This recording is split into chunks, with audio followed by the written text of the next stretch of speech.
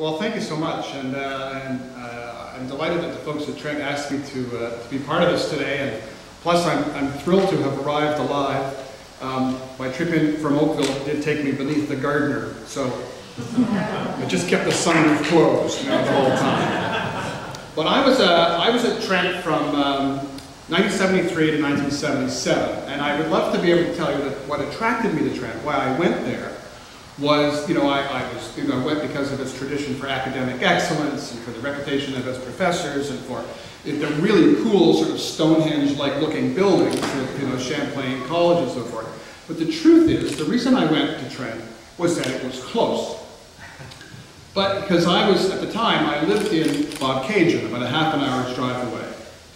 And my family we ran a cottage resort and trailer park south of Bobcaygeon called Green Acres, really. And my father had died when I was 16, and I had essentially fallen to me to run the family business. I was looking after my mom, I was looking after an older brother who was suffering from mental illness, and so I couldn't go to a distant, far-off college. There was a tradition in my family. My mother, my brother, my grandfather had all gone to a place called Bates College in Lewiston, Maine.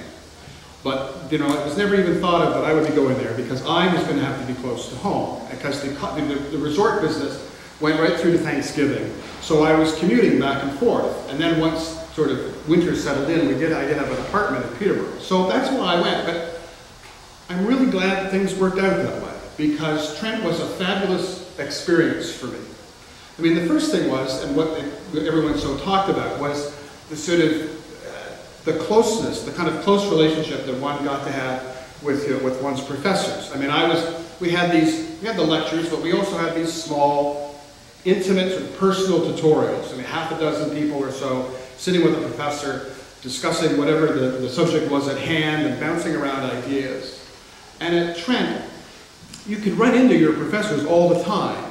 You could end up having a coffee with them. You could pop by their office and look in and see if they were there. You could end up getting invited to events at their houses. And there was a sense that I got from others that I knew who had gone to much larger educational institutions, that wasn't always the norm. So Trent was wonderful that way. Trent made you feel that you were part of a community and you never really felt lost. And that was a terrific thing for me, to have that kind of relationship. And the other thing was, it was a great place to meet authors. Because I'd always been interested in becoming an author. I'd always wanted to write. But at Trent, I actually got to meet real writers. For example, one night at Lady Eaton College, there was a dinner put on, an event for Robertson Davies. And so a bunch of us were sort of sitting around the table, and we're just having an intelligent discussion with Robertson Davies. Well, his half was intelligent. Mine, not so much. But here we are, we're just sitting, shooting the breeze with Robertson Davies. And then, not long after that, they brought a writer in residence to the university. It was a woman named Margaret Lawrence. Now, I think I'd read one of her short stories in high school, and I didn't know really anything about her, except I knew that she was a writer and she made a living writing. So I thought, well, as the way the system was set up, you could go and you could meet with the writer in residence and show them what you were writing, and they would read it and critique it and so forth. So I made an appointment to go and see Margaret. And I brought her the stuff that I was writing. I was writing crime fiction then, and she didn't, a lot of people didn't know it, but Margaret was a crime fiction nut. She loved Ross MacDonald and Agatha Christie, and she loved the Rex Stout novels about Nero Wolfe. She loved all that stuff. So as I got to know her, I was always going up and supplying her with all this stuff. It was like going up with drugs, here's the stuff.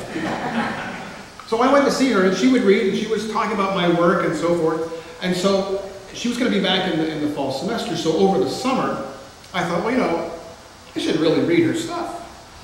So that summer I read A Jest of God and The Fire Dwellers. The Dividers had not yet come out, and her other books.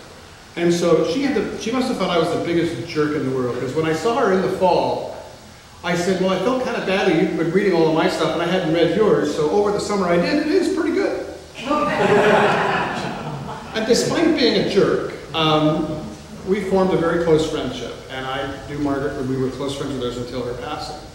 And so Trent was a terrific experience in that way. I mean, Trent showed me that that there were other people who were interested in my writing and what I might be able to do.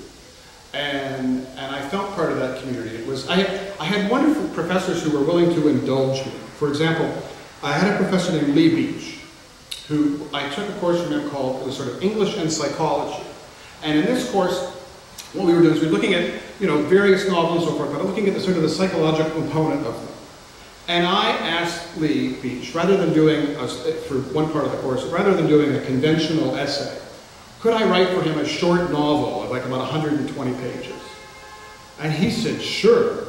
Now I was the kind of guy, I hated doing footnotes and bibliography so much. I would have written 120 pages just to avoid a 5-page essay with bibliography. But I did that, and I think it's hard to imagine that a lot of other schools would have indulged me in that way and allowed me to do it. So Trent nurtured that emerging talent, whatever it was at the time. So it all was a wonderful experience for me. And finally, something that's not mentioned in all the material here that you have, that I've never seen mentioned, but while I was at Trent, I met a girl named Neetha, and we got married. And this August is our 35th anniversary. So if you're looking for a spouse, you could do worse than Trent. It worked out perfectly for me. So thanks very much for this opportunity. Have a great day.